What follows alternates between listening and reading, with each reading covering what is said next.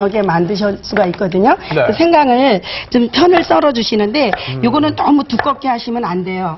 너무 얇게 하시면은 이게 이제 끓으면서 이게 빠져나와서 쪼글쪼글해져야 되니까 한 0.23cm 정도로 하셔서 그렇죠. 요렇게 하셔서 요거를 이제 한번 끓여 주시는데 처음서부터 요거를 이제 물에다가 좀 넣어주시는데요. 생강을 이제 썰은 거를 이 안에다 넣으시고요. 처음서부터 설탕을 넣으시면 안 돼요. 처음 넣으시면은 이게 수분도 빠져나오고 딱딱해지니까 우선 물을 넣으셔서 요거를 먼저 이제 끓여줘요? 이렇게 해서 끓여주세요. 먼저 물을 넣고 그냥 끓여주는군요. 네, 우선 물을 넣고 끓여주시면은 이게 한 10분, 15분 정도 이렇게 하게 되면은 물도 빠져나가 생강이 어느 정도 익죠. 그 상태에서 설탕을 넣어주시면 돼요. 설탕을 나중에? 나중에 처음부터 넣지 마시고요. 그래도 설탕에 들어가면은 익는 속도도 느려지고 그러니까 맹물에다가 이렇게 현을 쓸은 생강을 넣으셔갖고 끓여주시는데 이렇게 이제 끓이다가 물은 잠길 정도로만 해주시고요. 그 물에다가 이제 설탕을 넣으셔서 졸이시면 되는데 어느 분들은 엿을 넣는 경우도 있어요. 그럼 너무 끈적거려요. 꿀은 어때요, 선생님? 꿀 넣지 마세요. 비싼데. 아니 근데 이 생강과 설탕이 좀 잘 어울리나 봐요. 그럼?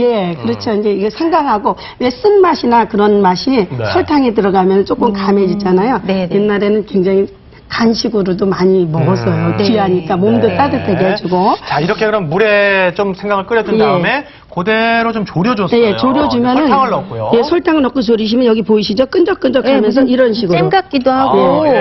지르르 흐르거든요.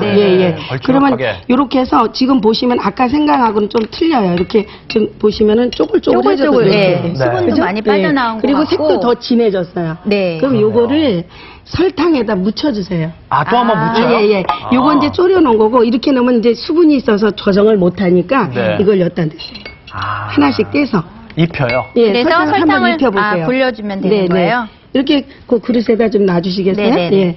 요렇게 해갖고 요거를 그냥 하시는 게 아니고 채반 같은데 공기 잘 통하는 데다가 이렇게 넣어주세요. 말려서? 말려서? 앞뒤로 저어가면서 보통 너무 딱딱하게 말리지 마시고 한 이틀 정도 되면은 이렇게 담으셔서 팩이나 아니면 공기 안 통하는 데 담으셔서 냉장고에 넣어 놓으시면 돼요. 그러면 차로 드셔도 좋고 애기들이 쓴맛이 어느 정도 빠졌기 때문에 간식같이 이렇게 먹을 수 있어요. 그냥 생강 먹으려면 안 되지만 이거 과자인데 먹어봐라 그러면 애들이 생강인지 모르거든요. 이렇게 해서 이제 말려주기만 하면 완성이 되는데요. 이거 어르신들은 뭐 워낙 좋아하시기도 하고 근데 사 먹는 것보다는 완전히 맛이 달라요. 좀 쫀득쫀득하면서도 이 생강의 맛도 그대로 느껴지고 근데 뭐 먹기 힘들지 않으니까 아이들도 먹을 수 있고.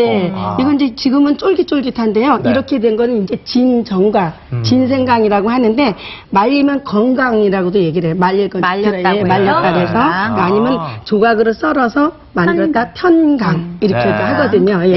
올겨울에 좀 만들어 보세요. 쉽죠? 이렇게 드시면 드시기도 편하고 정말 몸의 체온을 올리는데 훨씬 더 효과가 있어요. 아이 명절 때 이렇게 해서 선물을 어른들한테 해보세요. 그것도 좋겠네요. 용돈이 세뱃돈이 막 나와. 그러네요. 알겠습니다. 교수님 맞습니다. 근데 제가 이순옥 교수님이 만들어주신 이 생강차를 마셔보니까 정말 몸이 좀 따뜻해지는 기분이 드는데 이게 차가 따뜻해서가 아니라 또 생강 자체가 몸에 열을 내는 발열 음식이기 때문이라고 하거든요. 실제로 이렇게 따뜻한 성질의 음식이 몸을 좀 따뜻하게 데우는 데 도움이 될까요? 그렇습니다. 틀림없죠.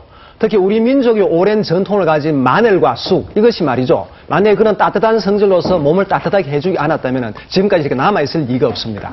북방에서 유목을 하던 우리 민족의 조상들이 한 수천 년 전부터 계속 먹어와서 몸을 따뜻하게 해줬기 때문입니다. 이 겉만 따뜻하게 해주는 것이 아니고 속도 따뜻하게 풀어주게 됩니다. 그러니까 속에 찬 기운이 쌓여서 생긴 어떤 중병 같은 것도 치료할 수 있는 것이 바로 따뜻한 성질을 가진 음식이나 약이 되겠죠.